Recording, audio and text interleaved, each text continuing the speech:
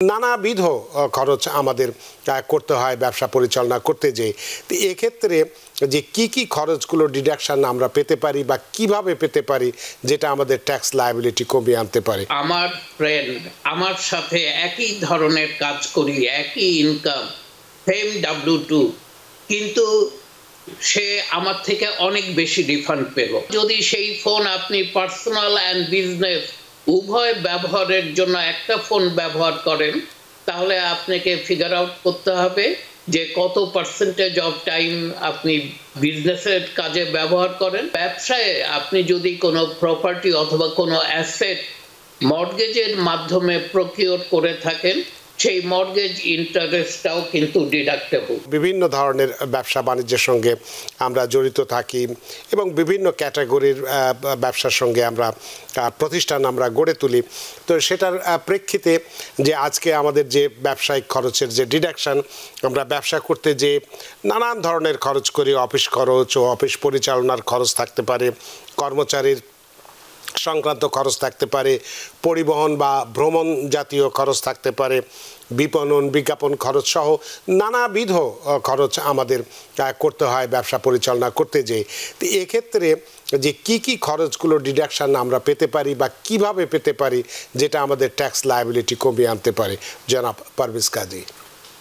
ধন্যবাদ রানা ভাই। আবারও আমি এই আজকের এই বিষয়বস্তুটা চুজ করার জন্য একটা জিনিস বেছে নিয়েছিলাম, সেটা হচ্ছে যে যারা W2 এমপ্লয়ি, ওরা অনেক সময় যখন ওদের ট্যাক্স ফাইল করি, তারা বলে যে আমার ফ্রেন্ড আমার সাথে একই ধরনের কাজ করি, একই ইনকাম, সেম W2, কিন্তু সে আমার থেকে অনেক বেশি রিফান্ড পেল,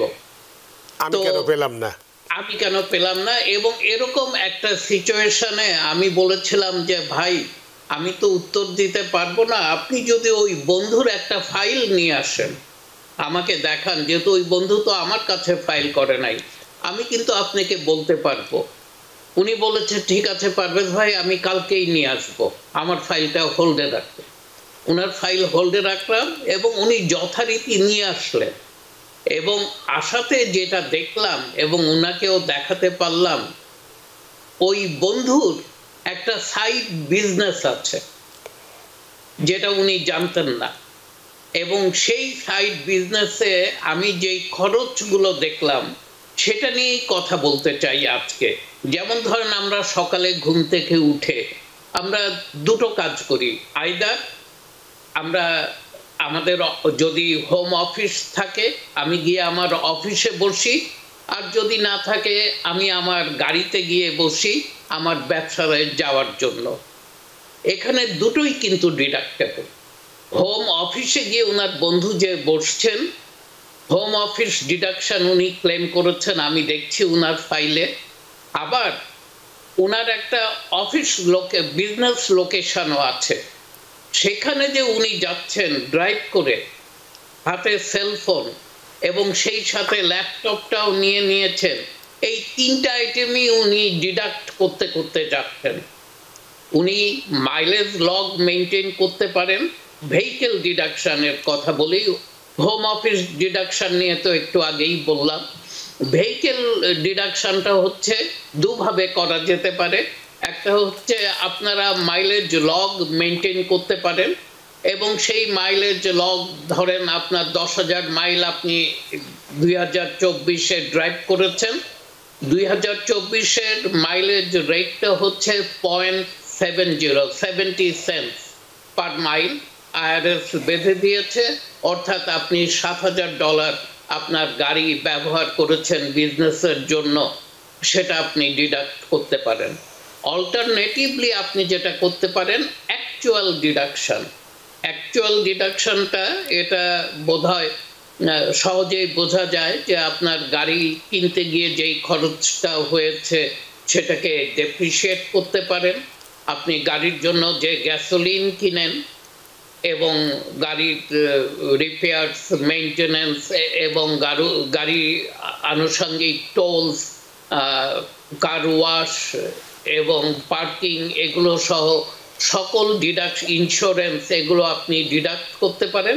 এবং এখানে একটা কথা বলে রাখি, যদি আপনি মনে করেন যে 50% অফ টাইম গাড়িটা আপনি ব্যবসায় ব্যবহার করেন এবং 50% অফ টাইম গাড়িটা আপনি ব্যবহার করছেন আপনার পার্সোনাল ইউজের জন্য, তাহলে আপনার যে অ্যাকচুয়াল খরচগুলো হবে সেগুলোর 50% আপনি বিজনেসে এসে ডিডাক্ট করতে পারেন।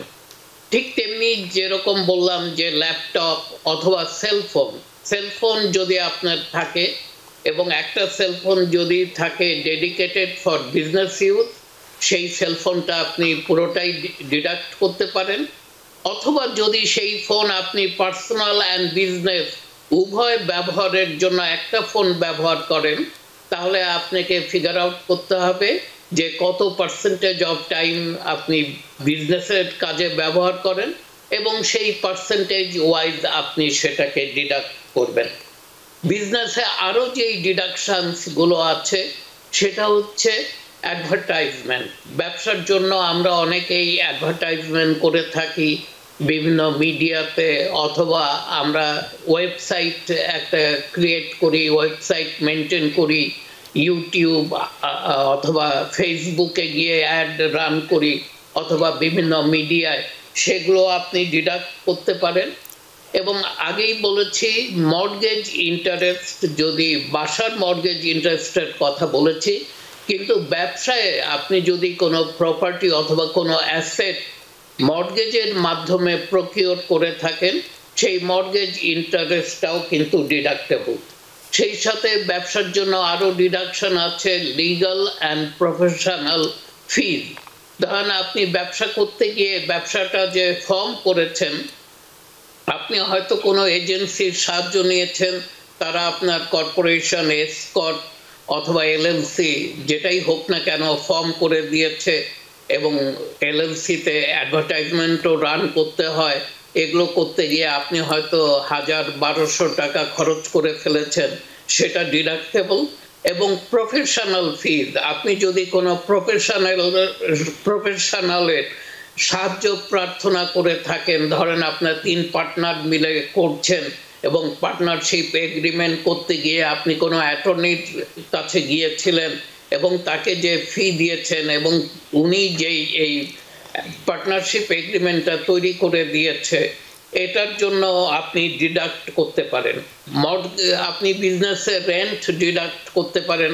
আপনার যদি বিজনেস লোকেশন, সেখানে যেই ভাড়া দেন, এটা অফিস হতে পারে অথবা স্টোর হতে পারে, হোয়াট এভার ইট ইজ, আপনি এই ভাড়াগুলোকে ডিডাক্ট করতে পারেন।